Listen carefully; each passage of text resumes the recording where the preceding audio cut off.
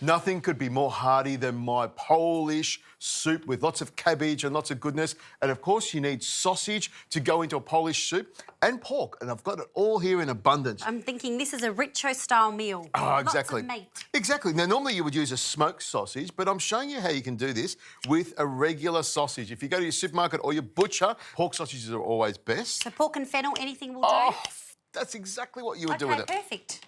Cut it up into little chunks like that. And then to season it up, we need plenty of salt on here because salt loves meat and... Meat loves salt. Oh, there we go. She's well trained now. Almost brainwashed into a rich show, isn't? And we need plenty of pepper on there to make it even more delicious.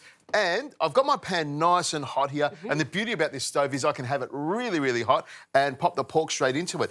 And you can see it's already starting to sizzle.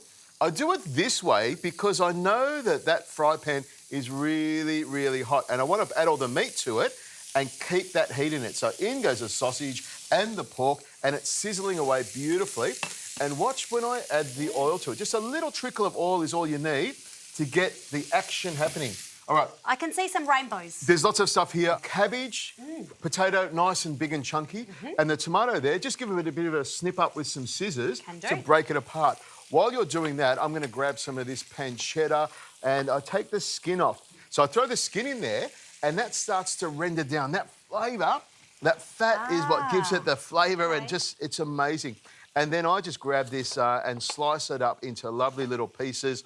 The fat going through the whole soup is what you need to keep you warm. You can imagine it's a really, really cold Polish winter and you need stuff to get you through it. And that's where fat comes in really, really handy. Your heart health can be at risk, but... However, if you're in a really cold climate, maybe the Eskimos, they have a lot of fat in their diet to help them absorb... The body does adapt, all of the nutrients, so really, really important. So the pancetta's in there. I've got my mirepoix in there, which is my bay leaf. Okay. Celery, carrot, onion and garlic that's been chopped up. In it goes, and I want to sweat that down a little bit. Paprika, as we said, essential. Classic. In Polish cooking. Yes. So in goes some paprika. We're trying to sweat that off to get the flavour come through it. And also some caraway seeds. I love caraway seeds. Really important in Polish cooking. And we have a look at our lovely pork over here, starting to brown off nice and gently here. And this is pork belly that I got from my butcher. I got him to leave the skin on, and there's bits of bone in there as well. Look at that, sealing off beautifully, and now we can start adding all our good stuff. In goes the cabbage. Lovely. You need plenty of cabbage in Polish food. Yes. Also, the potatoes can go in now. I only want a couple of potatoes in there. Sauerkraut. Yes. One of my favourite things. Yes, Preeya too, thank you. Salted, fermented cabbage, full of vitamin C. Vitamin C, look at you. Yeah. In goes the sauerkraut. In goes some apples that have been diced up, green apples. Yes. And now we start adding some tomato that's been chopped up as well. So the apples for sweetness, is it? For sweetness, that's what brings it all together. Now, if you can pass me some of the cider there and some of that stock as well, we'll start adding the liquids. I'm using some apple cider here, and I've got some juice here from another cider, which is slightly pink. So nice little cider there, a little bit of raspberry in that one, and some stock. If you can pass me that stock as well. Yes. Reach all the way over there. I'm using beef stock. You can use lamb stock or pork stock, whatever flavour you want, but nothing beats a good stock going in here because we want it to be flavoursome. So by adding everything with flavour, we know we're going to get plenty of tasty stuff at the end. This feels like it's going to be very rich, Richo, because I'm looking at this and you're, I assume, searing it off for flavour. Oh, it's fantastic. Yeah. Now, that's all browned off nicely, so I'm going to pour it straight into the pan. And you can see I'm using all the juices from the pan, all the fat and the oil that's been cooking away in that pan. And I just push all this underneath, so it's sort of snuggling away underneath that stock. I love the way you talk about meat and look at it, Richo. Oh, it's fantastic, isn't it?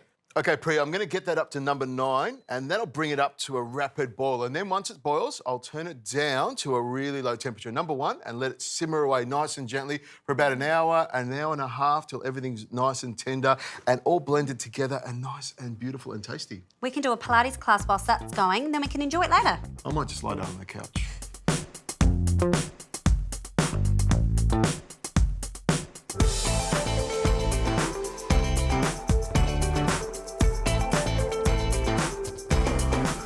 Preeya, can I refer you over here to this lovely soup? It's a pot of gloriousness. I love it. And it's been simmering away, so I know everything is lovely and tender, and all these goodies are in the bottom. Look at that. Wow, it's chunky. Well, you're always telling me to have lots of vegetables in my diet, so I've managed to put vegetables and meat of equal quantities and made it into a nourishing broth. Now, I'm just thinking, if you were really sick, you had the flu or some other illness, and I put that in front of you, it's going to be the magic cure. What do you think of that? It could be. It's got a lot of meat and fat in it, but yes, it could be. With this, we're going to have some bread, a nice piece of bread with a crust and butter all over it like that to make it even more delicious. And I'll cut this in half so you've got a little piece there as well. Thank you. Now, it needs something else on there just to make it even more luscious and delicious and give you some of those health-giving qualities.